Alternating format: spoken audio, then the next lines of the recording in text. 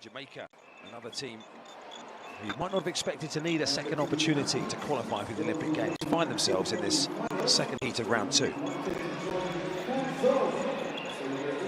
Guyana go on the inside. Daniel Williams took part in the mixed relay earlier on, as did the third leg runner, Malachy Austin.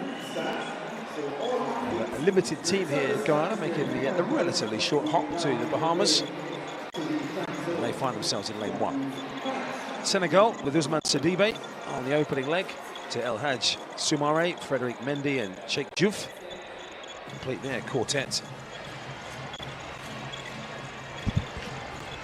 Poland, of course, in lane number 3 have had plenty of history in the 4x4, particularly indoors in the last few years as well, but a relatively untested quartet at a major level for them. Maximilian Sved, Mateusz Rezinek, Igor Bogaczynski and Kajetan Dyszyński. Jamaica with a switch around for them. They've got Rasheem McDonald into the team for this one. Malik James King, who ran the opening leg yesterday. Demish Kay and Asini Wilson retain their positions. It's because they moved Zandrian Barnes into the mixed relay to make sure that they got through. Spain with Inaki Kanyao, Manuel Guijarro, Oscar Josios and Julio Arenas, who's another one running a second leg in not too big a gap. Guijarro there ran a 45.08 split yesterday. Czech Republic, well, Pavel Maslak was in their team yesterday, but a 47.3 leg has prompted the Czech selectors to look elsewhere for this one, including Vít Müller. He's their second leg runner. There's the Commonwealth Games champion, Bazala Samukonga, who anchored Zambia yesterday, but he's on the second leg this time around. He split 44.41 yesterday, did Samukonga. Patrick Nyambe leads them away. And our final team on the outside will be led off by Kyle Gale. Again, the same team for Barbados as yesterday, but in a different order. Jonathan Jones moves from the anchor to the second leg, swapping with Rasheem Griffith.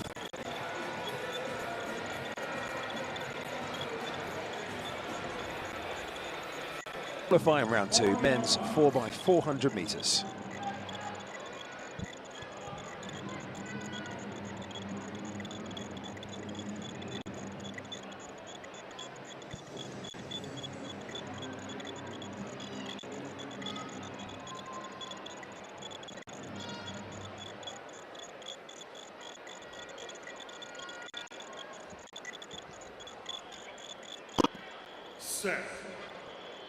Fast start from Patrick Nyambe of Zambia in the black colours, left of picture out in lane 7. He's opened up a few metres, as you can see, on the Czech Republic. Matej Kurzek on the inside of him. Barbados right on the outside with Kyle Gale on their opening leg. They're getting away, the teams in the outer 6 lanes from the 2 on the inside, Guyana and Senegal. Strong finish from Kyle Gale of Barbados, closest to the left, his second leg runner, Malik James King, well down the field here.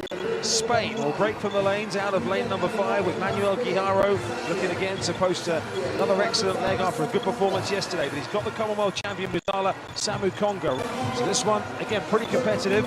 Jamaica are just trimming that gap ever so slightly. Malik James King is finishing well to try and reel in the Caribbean counterparts Barbados, but it's Spain, Zambia, Poland and the Czech Republic who are the leading 4, and they're 5 metres clear of the Caribbean pair of Barbados and Jamaica. Further back then to Guyana and Senegal.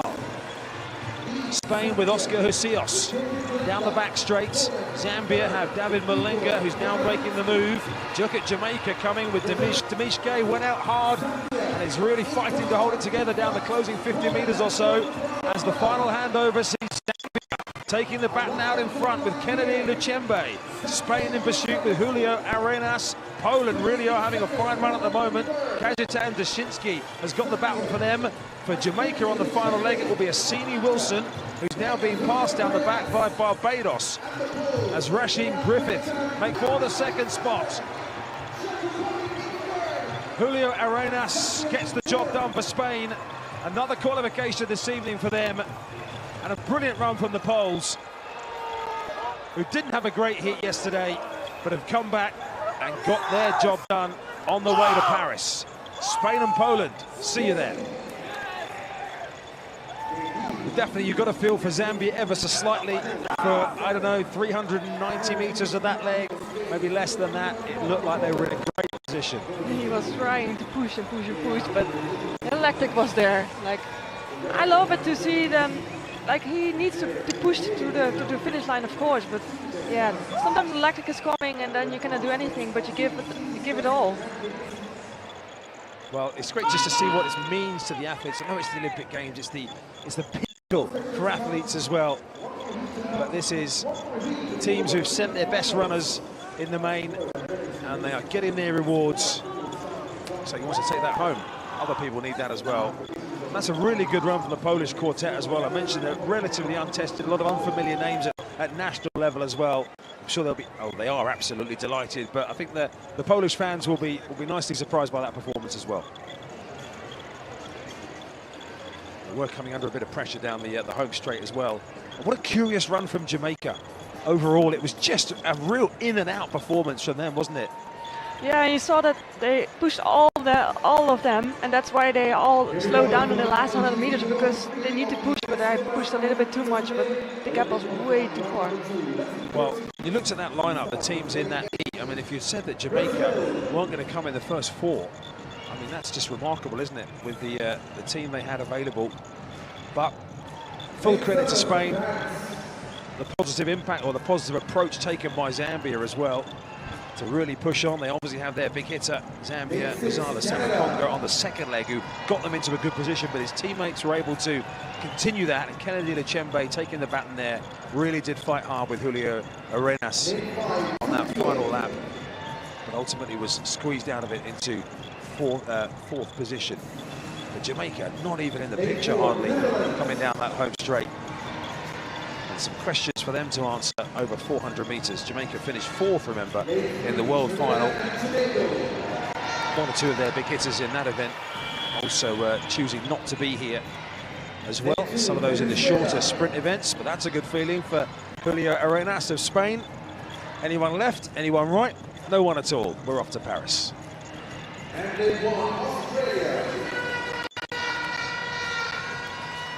Spain sealing the victory from the fast-finishing Poland, who held 400 meters, one baton, and a question nobody inside the Nassau Stadium could answer until the very last step of the final lap.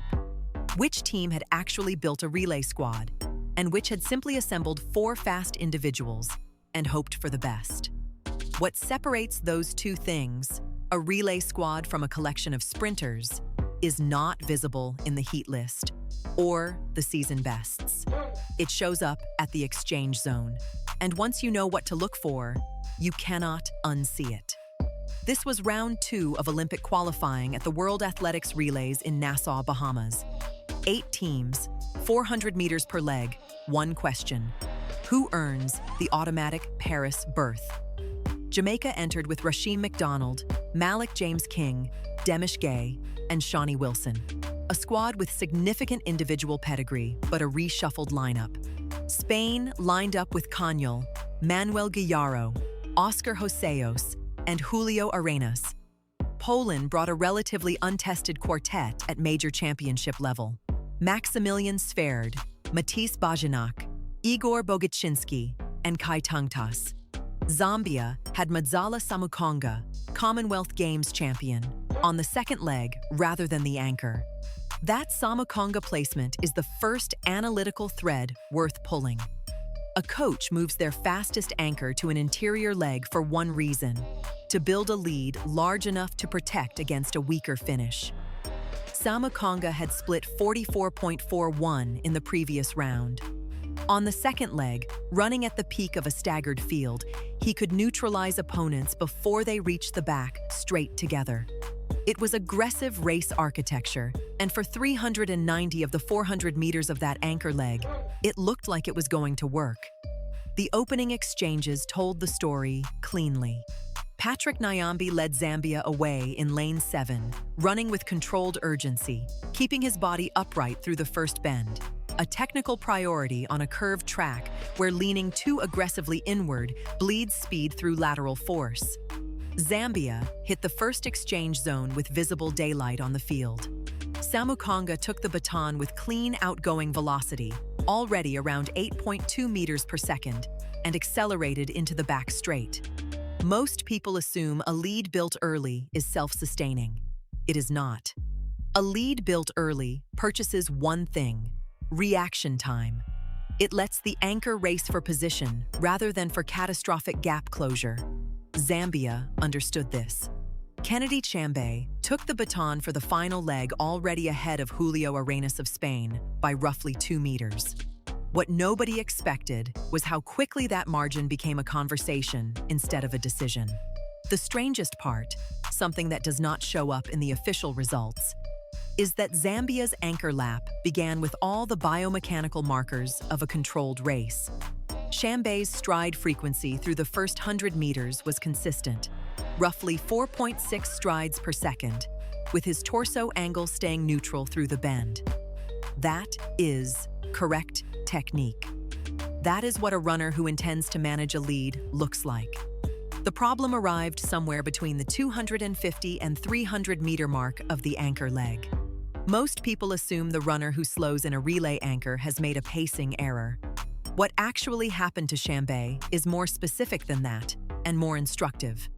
At around the 270 meter mark of his lap, his stride length began contracting, a measurable indicator of glycolytic fatigue onset. Ground contact time increases, the heel begins landing fractionally ahead of the center of mass, and the athlete shifts from elastic energy return to muscular braking. This is not a decision. It is physiology. The body's lactate buffering capacity has hit its ceiling.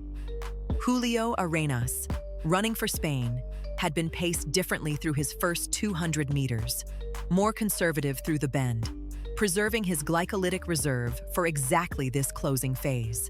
His stride length through the final 100 meters was visibly longer than Chambay's. The technical term is negative split execution. Arenas arrived at the most oxygen-depleted section of the race, with more fast twitch capacity still available. He closed at roughly 8.5 meters per second through the final 80 meters. Chambay was down to around 7.9. That differential, 0.6 meters per second across 80 meters, erases a 2-meter lead in under 6 seconds. Here is the take that will probably draw disagreement. Jamaica's relay problem in Nassau was not a talent problem. It was a sequencing problem.